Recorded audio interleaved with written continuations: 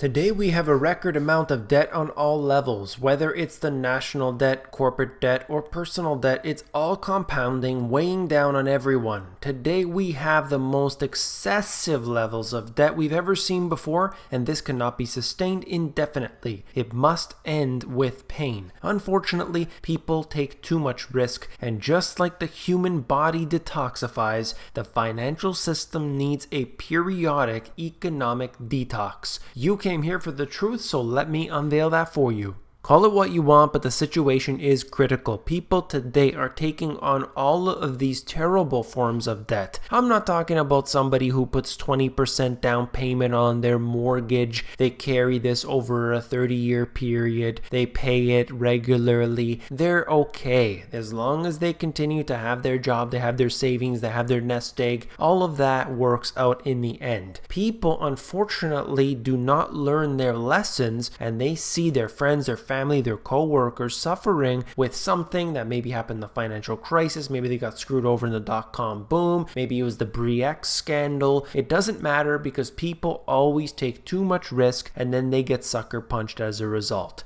They carry a balance on their credit card, and you wouldn't believe how many people do this. We're talking about interest rates that are extremely high, despite the fact that the Federal Reserve is deciding to bring them lower all the time.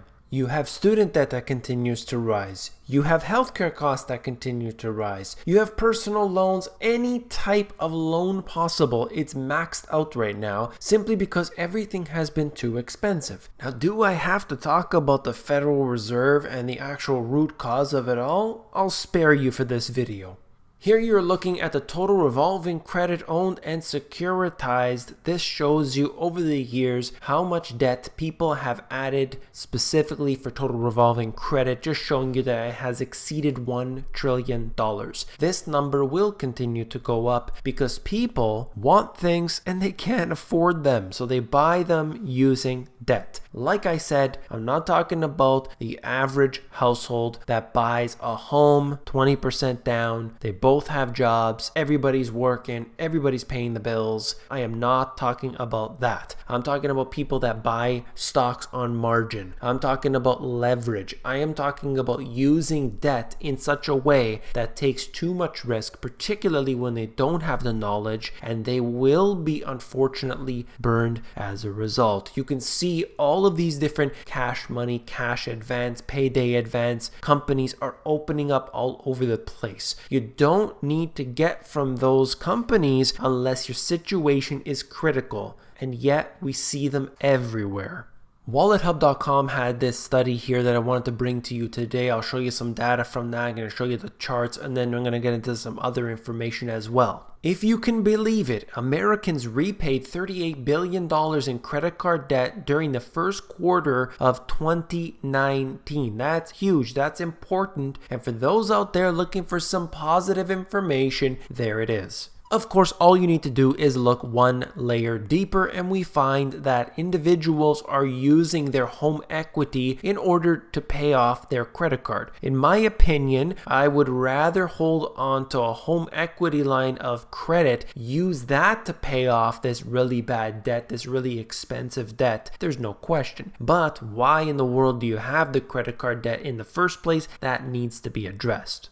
Outstanding credit card debt is at the third highest point since the end of 2008. It was at an all-time record high in the fourth quarter of 2018. So we are looking at basically right near the highest. I mean, you could see where it is. It fluctuates up and down a little bit. However, we are heading higher. The last time we saw this decline meaningfully is during the financial crisis. People started getting spooked. They had to get rid of it, and they didn't want to, but they had to get rid of all of this. They had trouble. They were going bankrupt. They were starting to deal with major issues, having to walk away from all their subprime homes, and this happened. It was very real. During this decline in the debt, it almost collapsed the entire financial system because, as I showed you in the initial chart, that is basically the securitization of these different, I want to say assets, but that's really not what they are. According to the bank, they're assets. According according to the JP Morgan's, Goldman Sachs's, they are assets, but you and I, not exactly the case. Anyway, they securitize all of this, they put it into a debt package, and they can sell it off to an investor. This makes them a lot of money, of course, and that's why they need your debt. They want more and more. They want you to be consumers. There's no doubt about that.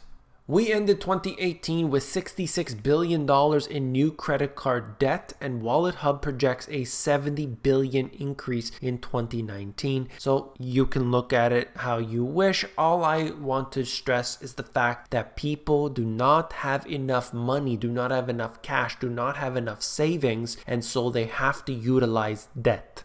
Average credit card debt per household. This is when things get really serious, because in 2019, you are looking at nearly $8,400 worth. You cannot sustain this level of credit card debt for a long period of time. That's going to eat away at you, because somebody who's taking on this and carrying a balance throughout probably isn't the high income earner, and so that is a lot of money. This will take them out. There's no doubt about it. It's simply a matter of time.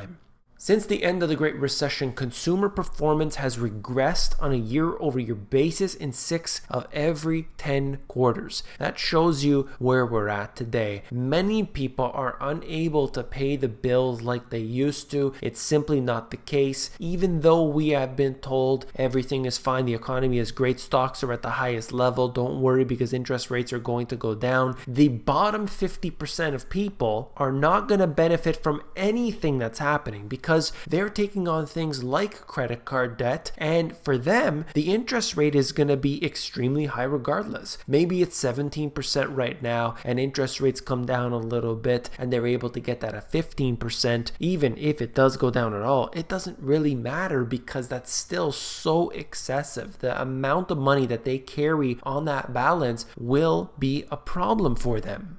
So this is another study right here, just showing you some data that's related to nearly half of college students with credit cards. Check this out. Juggle charging 2 or more credit cards. That is up to now 45%. And back in 2012, it was 25%. This has increased significantly. Now they say they're going to plan on it, that they will pay off their credit card soon, but that never works out the way that they believe. In fact, there's the studies that show that as well.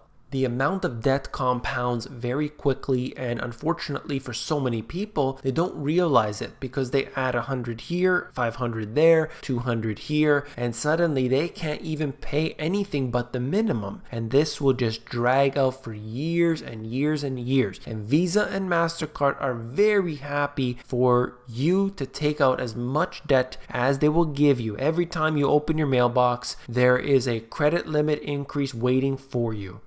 About 1 in 6 cardholders in America's biggest cities carry a balance of $10,000 or more. Just imagine carrying $10,000 worth of credit card debt at 17% interest. This is going to really put you out. How are you ever going to climb out of that hole when you are constantly having dirt poured up on top of you?